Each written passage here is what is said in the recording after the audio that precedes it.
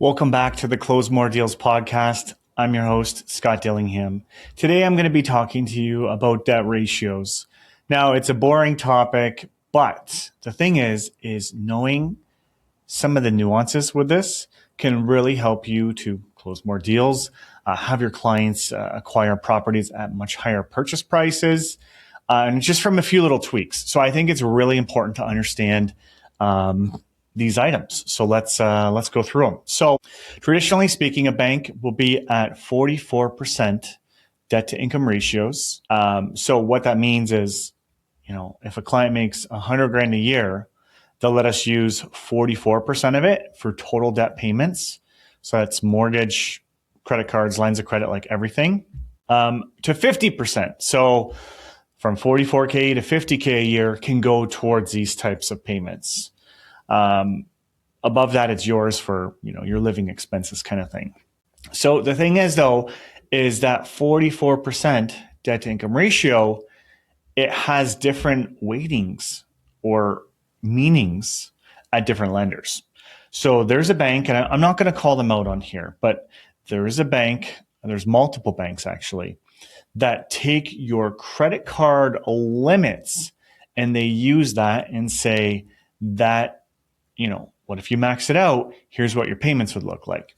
So let's just say you have 50 grand in debts. They're going to require that we use 3% of that amount as a minimum payment. So that means we're using $1,500 against a client when we're using this bank because of how they process things. So yeah, they'll go to 44 and so will the neighboring bank, but they've got this handicap here that they don't tell you about. It's not only credit cards and lines of credit and stuff like that where they do this. Different banks have different policies on student debts, what they'll use as a payment calculation, especially for student loans that are not in account.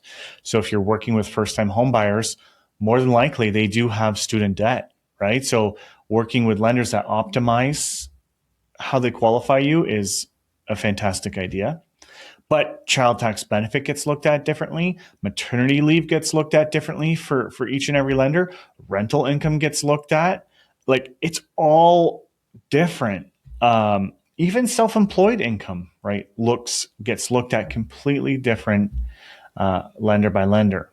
So for you as a realtor, if you've ever had a client that went to their bank and the bank said their debt ratios are too high, give us a call. Don't even hesitate. You're going to close more deals this way, I promise you, because we know, and I used to work at a bank, I know the lender's limits. Each one has their own limits. It's not like anything is fantastic or special. It's just that they all have their own way. So if it doesn't work one way, we just try the other way, just like Thomas Edison and the light bulb, right? Like, he kept trying different ways till he found the way that worked. And it's the same thing with mortgages, just letting your client roam free and apply anywhere, right? And if the person they're seeing or the lender they're seeing has restrictions that don't work against their credit profile, it limits them. Okay. So now let's talk about the B lenders. So B lenders go from anywhere from 50% debt to income ratio to 60%. Now, I did mention some of the banks will go to 50, but both of those 50s, whether it's a bank or a B lender, they're not equal. And here's what I mean. The alternative lender or B lender, they're going to use much more rental income. We can even use guarantor income with the alternative lenders. So essentially what that means is we can have somebody on the application just using their income. They don't need to be registered to the mortgage. They're a guarantor as long as they live in the property. And we can use that income to help you to qualify. You can't do that on the lending side without it attaching to your credit bureau and things like that, right? It's much more difficult. Not only that, they will factor in your actual payments. So they'll look at your credit card statements and your debts, your monthly payments that you have there.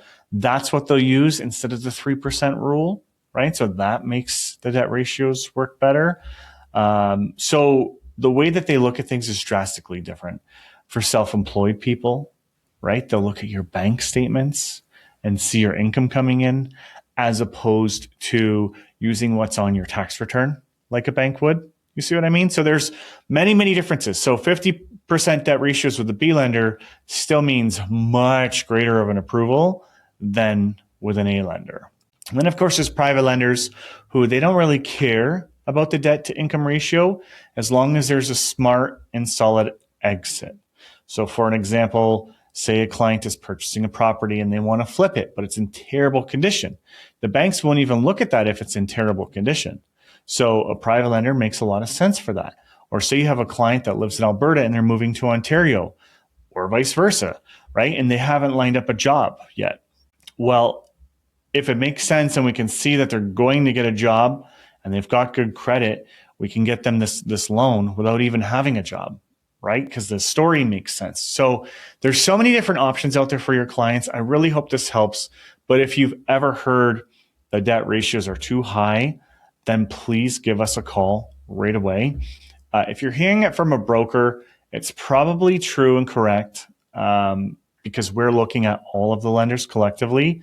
With the caveat, like if it's a new broker or they don't have access to all the programs, I've seen some inaccuracies with that. But traditionally speaking, brokers do get it. So give us a call. Would love to help you to close more deals, to increase your client's purchasing power, all the above. And obviously, if this episode added value, please share it, like it, follow us, all that good stuff. You know the drill. Thank you so much, and I'll see you next week.